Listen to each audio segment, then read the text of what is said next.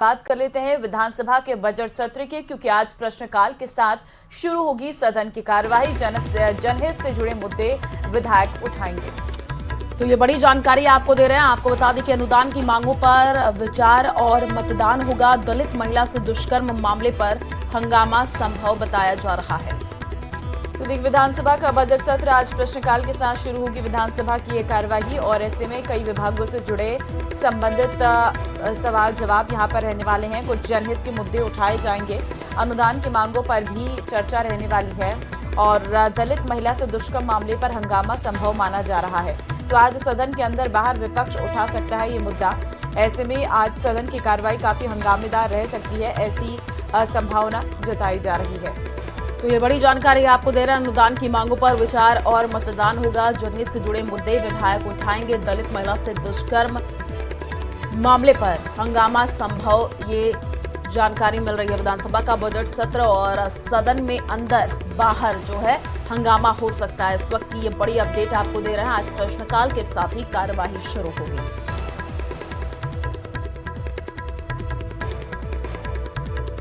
तो आज सदन में प्रश्नकाल के साथ कार्यवाही शुरू होने वाली है। कई ऐसे मुद्दे हैं जनहित से जुड़े हुए जिन पर विचार विमर्श आज किया जाएगा। साथ ही आपको बता दें कि कुछ और अहम जो मुद्दे इस वक्त चल रहे हैं उन पर भी आज हंगामा देखने को मिल सकता है। और वहीं आपको बता दें कि आज सदन में विपक्ष अंदर और बाहर पुलिस द्वारा दलित महिला से दुष्कर्म का ये पूरा मामला है, ये उठाया जा सकता है। ऐसी जानकारी निकलकर सामने आ रही है। अनुदान के मांगों में उद्योग और वन एवं पर्यावरण से संबंधित मांगे जो हैं वो पारित होंगी, ये जानकारी सामने आ रही है। जयपुर से बड़ी खबर, गर्भवती महिला से होटल में दुष्कर्म का ये पूरा मामला है। दुष्कर्म के आरोपी पुलिस कांस्टेबल भागाराम को गिरफ्तार किया गया है। देखिए, एसीपी सांगानेर विनोद शर्मा को ये मामले की जांच सौंपी गई थी। बयान दर्ज कराने के बहाने होटल ले गया था कांस्टेबल। पति को जेल भिजवाने की धमकी देकर दुष्कर्म किया गया था। तो यहाँ पर खाकी एक बार फिर से दागदार हुई है। दरअसल गर्भवती महिला से होटल में दुष्कर्म का ये पूरा मामला है। बताया जा रहा है कि बयान दर्ज करवाने के बहाने होटल में ले गया था कांस्टेबल की गिरफ्तारी हो गई है, और दुष्कर्म के आरोपी पुलिस कांस्टेबल भागाराम को गिरफ्तार किया गया। आज यही मुद्दा विधानसभा के अंदर भी गूंज सकता है। ये पूरा मामला जयपुर का है, जहां पर एक गर्भवती महिला से होटल में दुष्कर्म किया गया है। दुष्कर्म के आरोपी पुलिस कांस्टेबल भागाराम को गिरफ्तार किया गया है, ऐसी जानकारी मिल रही है। एसीपी सांगानेर विनोद शर्मा को मामले की जांच सौंपी गई थी। इस वक्त ये बड़ी अपडेट आपको दे रहा है। बयान दर्ज करवाने के बहाने होटल ले गया था कांस्टेबल। पति को जेल भिजवाने की धमकी देकर के दुष्कर्म किया था। बस पूरे मामले को लेकर के जांच और भी ज्यादा तेज कर दी गई है। दुष्कर्म के आरोपी पुलिस कांस्टेबल भागाराम को गिरफ्तार किया गया है। एसीपी सांगानेर विनोद शर्मा को इस पूरे मामले की जांच सौंपी गई थी, जिसके बाद इस पूरे मामले पर जांच पड़ताल के बाद पुलिस कांस्टेबल भागाराम को गिरफ्तार कर लिया गया है। बेहद शर्मनाक ये तस्वीर है, जहां पर एक पुलिसकर्मी के द्वारा बयान दर्ज करवाने के बहाने एक महिला के साथ दुष्कर्म किया जाता है। उसे धमकी दी जाती है कि पति को जेल भिजवा देंगे, और फिलहाल इस आरोपी को गिरफ्तार कर दिया। अपराध अगर आपने किया है, चाहे आप पुलिसकर्मी ही क्यों ना हो, अगर आप पर अपराध सिद्ध होंगे तो आप जेल जाएंगे। ये घटना बताती है। जयपुर से ये बड़ी खबर है। और अब खबर भीलवाड़ा से आपको बड़ी देंगे, जहां पर कैफे कांड को लेकर आक्रोश देखने को मिल रहा है। सर्व समाज की ओर से बंद का आह्वान किया गया है। तो ये बड़ी जानकारी, आज जिले में बाजारों को बंद रखा जाएगा। विरोध में सर्व समाज के लोग रैली निकालेंगे। संतों के नेतृत्व में ये रैली निकाली जाएगी। इस वक्त की ये बड़ी जानकारी, कैफे कांड को लेकर के जो आक्रोश लगातार बढ़ता जा रहा है, सर्व समाज की ओर से बंद का आह्वान किया गया है। आज जिले में बाजारों को बंद रखा जाएगा। तो बड़ी अपडेट आपको दे रहा है। विरोध में सर्व समाज के लोग आज रैली भी निकालेंगे। जगह जगह पर पुलिस की टीम भी मौजूद रहेगी, क्योंकि आज रैली निकाली जाएगी। संतों के नेतृत्व में कहा जा रहा है कि रैली निकाली जाएगी। सर्व समाज की ओर से बंद का आह्वान किया गया है। कैफे में नाबालिग लड़की के साथ ब्लैकमेल, रेप और ब्लैकमेल का ये पूरा मामला है। नाबालिग ने खुद अपने बयान जो है वो दर्ज करवाए हैं, जिसमें से अभी तक ये जो आपको तस्वीरों में नजर आ रहे हैं, सभी लोगों को गिरफ्तार किया जा चुका है। कैफे में ये ब्लैकमेलिंग का कांड, रेप का कांड जो सामने आया था। राहुल संवाददाता फोन लाइन पे हमारे साथ है। राहुल, आज सर्व समाज ने बंद का आह्वान किया है। जी बिल्कुल, देखिए सकल समाज और संत समाज द्वारा आज बंद का आह्वान किया गया है।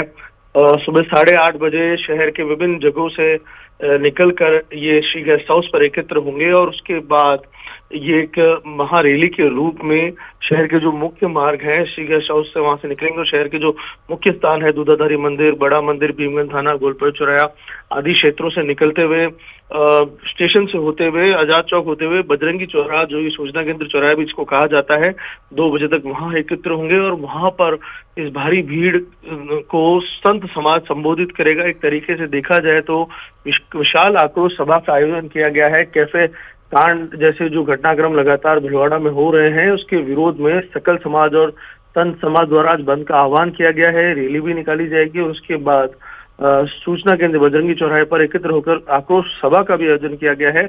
लगातार कई दिनों से ये जो हिंदू संगठन है और संत समाज द्वारा जो बाजार के जो लोग हैं, जो दुकानदार हैं या फिर एसोसिएशन है, उनसे लगातार बंद की अपील की जा रही थी, निवेदन किया जा रहा था और आज भी निवेदन करते हुए लोग निकलेंगे और बाजारों को बंद कराएंगे। जी ठीक है, देखिए मामला बड़ा है, ऐसे में कितनी देर का ये बंद रहने वाला है? पूरा दिन रहेगा या फिर कुछ समय के लिए बंद बुलाया गया है? और ऐसे में क्या जरूरी सेवाएं आज खुली रहने वाली हैं?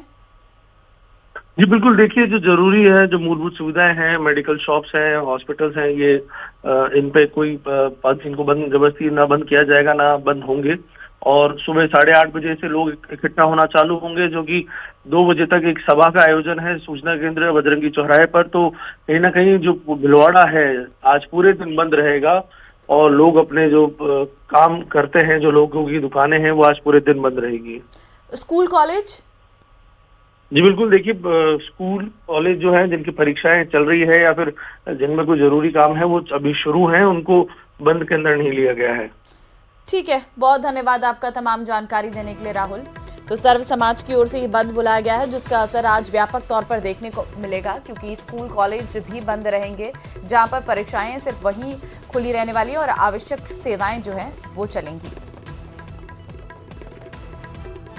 और बड़ी खबर आपको बता दें, राजधानी जयपुर में आईफा अवार्ड्स की धूम। सिल्वर जुबली समारोह में बॉलीवुड सितारों का जलवा दिखा है।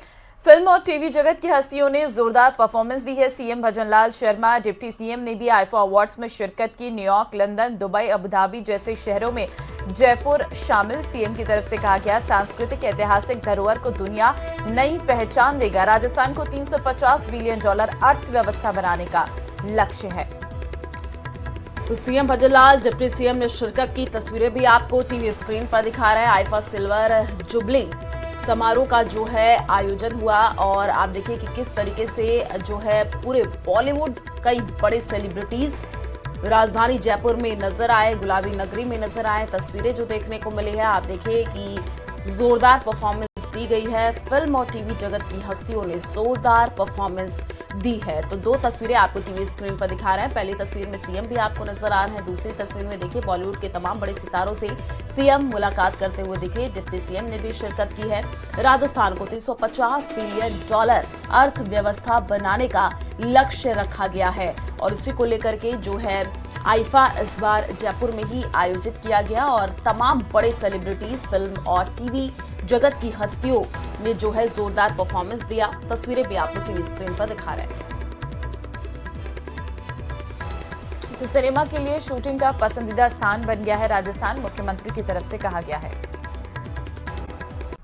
144 साल बाद प्रयागराज में संपन्न हुए महाकुंभ से निकली सनातन की बयार अब जमाने को प्रभावित कर रही है।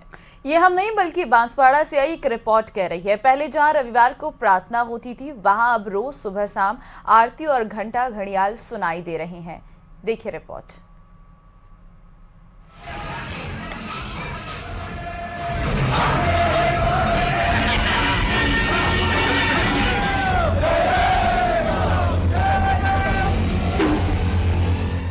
चर्च बना भैरव मंदिर, दीवारों पर लिखा जय श्री राम, सनातन ही सर्वोत्तम, बांसवाड़ा में घर वापसी।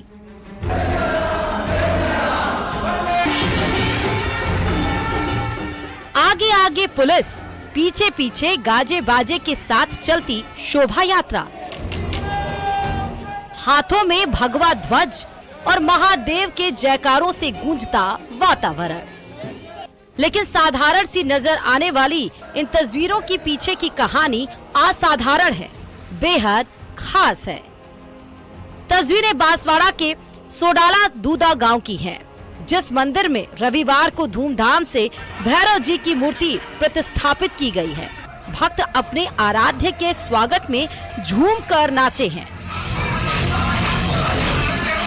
वो मंदिर कुछ समय पहले तक चर्च हुआ करता था, जिससे मंदिर में बदलने के लिए भगवा रंग रोगन किया गया।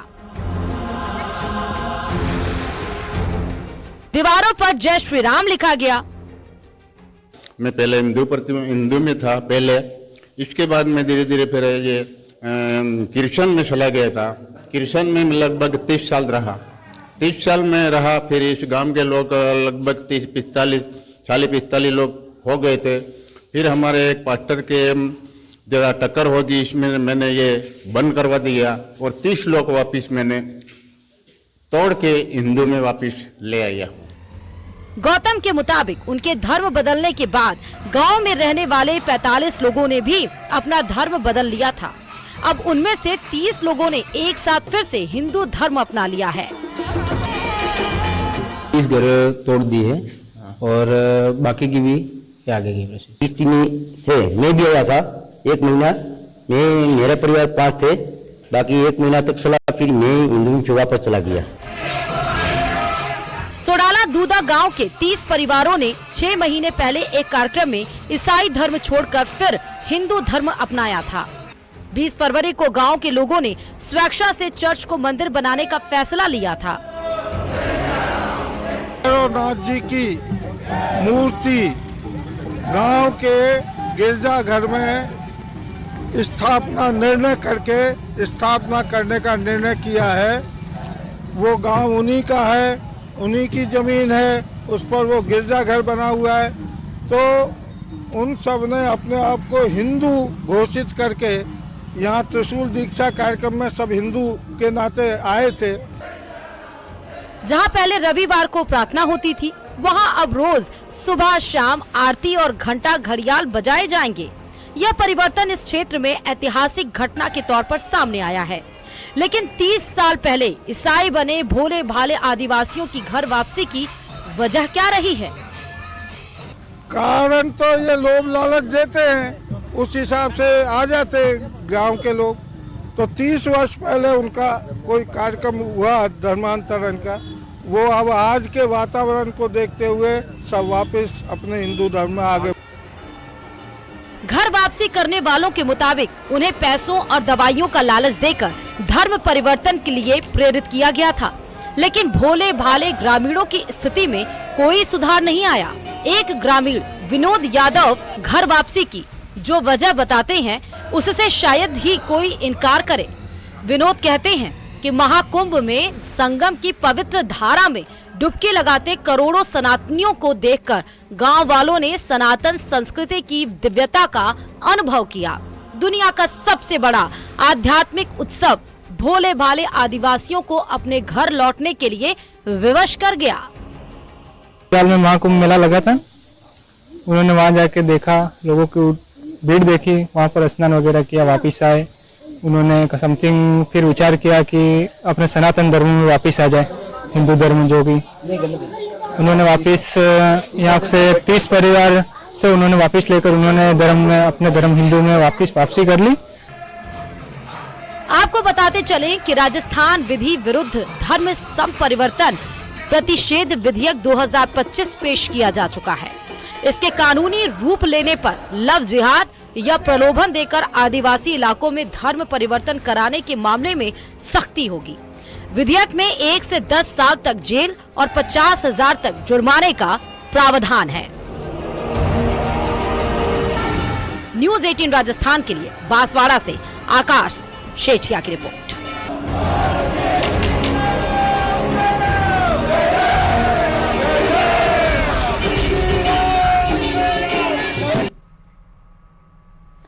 फुटबॉल मैच तो आपने कई देखे होंगे, पर होली के मौके पर बीकानेर में अनोखा फुटबॉल मैच देखने को मिलता है। यहाँ राष्ट्रपति द्रौपदी मुर्मू, पीएम नरेंद्र मोदी मैदान में उतरे और फुटबॉल मैच में एक के बाद एक गोल दागे। इतना ही नहीं, शिवाजी महाराज, प्रेमानंद महाराज और फिल्म सितारों के साथ देवी देवता समेत कई चर्चित हस्तियों ने हिस्सा लिया है। ये रिपोर्ट देखिए।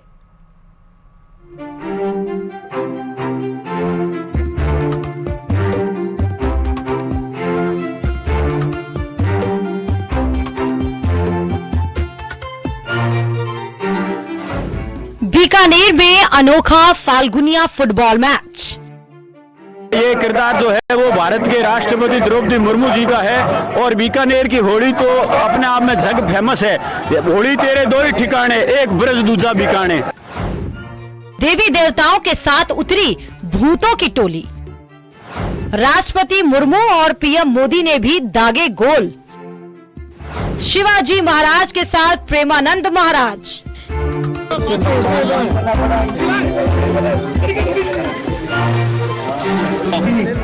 जी हाँ, बीकानेर की होली का एक अलग ही अंदाज है। गंगा जमुनी तहजीब के लिए मशहूर ये शहर होली के मौके पर एक बड़े परिवार का रूप ले लेता है, जिससे होली का मजा दुगना हो जाता है। होली मनाने के इन्हीं रंगों में से एक है फाल्गुन फुटबॉल मैच। हर साल बीकानेर शहर के धरणीधर मैदान में होने वाले इस मैच की खासियत ये है कि इसमें खेलने वाले खिलाड़ी देश और विदेश की मशहूर हस्तियों के स्वांग धरे हैं। ये हस्तियां देश की मौजूदा राजनीतिक हालातों पर कटाक्ष करते हैं। स्वच्छ बीकानेर जो है वो बाहर आ और प्रदूषण मुक्त भारत बनना चाहता हूँ। जो युवा मोदी जी की तेजस्वी और साफ तौर पर हमेशा नशे की वर्दी में डूब रहा है, उसको दूध और दही और घी से ऑक्सीजन बनाना चाहता हूँ। हर घर में गाय हो। और बीकानेर की होली तो अपने आप में जग फेमस है।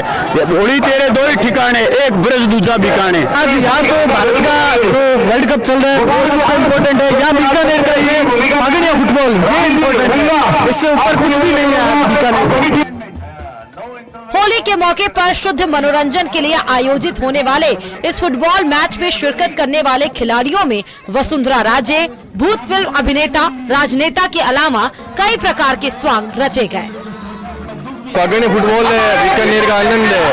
मैं 5 साल से बन रहा हूँ और यही आनंद उठा रहा हूँ। पूरे विश्व में ऐसा खेल कहीं नहीं होता जैसा बीकानेर में होता है। फाल्गुनिया फुटबॉल, बीकानेर, होली, पुष्पाराज, रुकेगा नहीं। इस इवेंट के अंदर जो है, जब भी आप बीकानेर आते हैं फाल्गुनिया फुटबॉल तो आपको देखना ही होता है। मैं बाहर रहती हूँ, हर फेस्टिवल सेलिब्रेट करने के लिए यहाँ अपने बीकानेर में आती हूँ। फाल्गुनिया फुटबॉल जो हुआ है वो एक बहुत ही उत्साह और प्रेम का ये मैच है। यहाँ कई प्रकार के नेता भी सॉन्ग के रूप में बन के आए। होली के मौके पर इस प्रकार के आयोजन न सिर्फ जनता को शुद्ध मनोरंजन ही देते हैं, बल्कि होली की मस्ती को और बढ़ाता है। पिछले 25 से 30 सालों से होली पर फाल्गुनिया फुटबॉल मैच का आयोजन किया जा रहा है। यहाँ होने वाला ये फाल्गुनिया फुटबॉल मैच भी अब अपनी खास जगह बनाता जा रहा है। इस अनूठे और विचित्र मैच को देखने के लिए भी पूरा बीकानेर शहर उमड़ पड़ता है।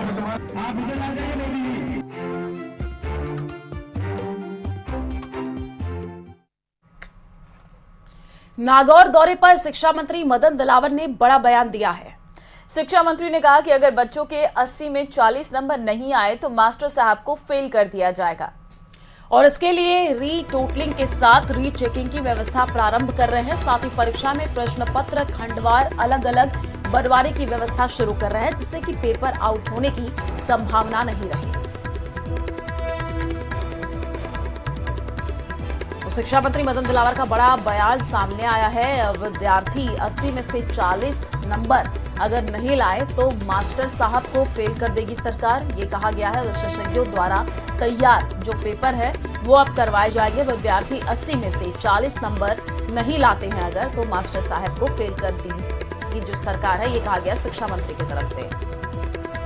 20 में से तुम कितने भी नंबर दो, लेकिन 80 में से आपको 40 नंबर लाने होंगे। कम लाए तो बच्चा तो पास हो जाएगा, लेकिन मार्ट साहब फेल हो जाएंगे। और ऐसे मार्ट साहबों के लिए मेरे पास बहुत अच्छी सी जगह है। उधर हमारे 12 जिले में भी, नागौर में ऐसा होगा तो 12 जिले में ले जाएंगे, गंगानगर में होगा तो बांसवाड़ा ले जाएंगे, और बांसवाड़ा में हो जाएगा तो गंगानगर रख देंगे। अच्छी अच्छी जगह हमारे यहाँ है और इसके कारण से शिक्षक अब पहले की अपेक्षा पढ़ाई अच्छी करने लगे हैं और क्योंकि शिक्षक बहुत अच्छा पढ़ा रहे हैं तो मेरी अपेक्षा है कि अब ऐसी नौबत नहीं आएगी कि किसी अध्यापक के खिलाफ हमको एक्शन लेना पड़े। राजस्थान प्रदेश कांग्रेस कमेटी के सह प्रभारी चिरंजीव राव ने श्रीगंगानगर दौरे पर मीडिया कर्मियों के कांग्रेस में स्लीपर सेल की सक्रियता के सवाल पर कहा है कि चुनाव के लोगों का पार्टियों में आना जाना लगा रहता है, लेकिन कांग्रेस पार्टी स्लीपर सेल को लेकर के काफी गंभीर है। उन्होंने कहा कि कांग्रेस पार्टी स्लीपर सेल को लेकर के सजग है और आने वाले दिनों में इस तरीके के लोगों पर कड़ी कार्रवाई की जाएगी। उन्होंने कहा कि गुजरात में राहुल गांधी ने भी कहा है कि राष्ट्रीय स्तर पर भी कुछ लोग कांग्रेस पार्टी के भीतर रह करके भाजपा के एजेंट के तौर पर काम कर रहे हैं, उनके खिलाफ भी कांग्रेस पार्टी सख्त कार्रवाई करेगी। जानते हैं हर पार्टी के अंदर ये आवागमन चलता रहता है चुनाव के अंदर, ये ऐसा नहीं है। और कांग्रेस पार्टी ये देख रही है कि जो स्लीपर सेल्स कांग्रेस पार्टी में रहकर या किसी भी पार्टी में रहकर जो इस तरह का काम कर रहे हैं उनके अंदर हमारी पार्टी जो आने वाले समय के अंदर कार्रवाई करेगी। ये तो राहुल गांधी जी ने स्वयं गुजरात के अंदर कहा है कि बहुत सारे ऐसे लोग हैं जो नेशनल लेवल पे भी हैं जो कांग्रेस पार्टी के अंदर भीतर है कि बीजेपी के एज एन एजेंट काम कर रहे हैं। तो आने वाले समय के अंदर जिस तरह से होगा हम लोग कार्रवाई करते रहेंगे।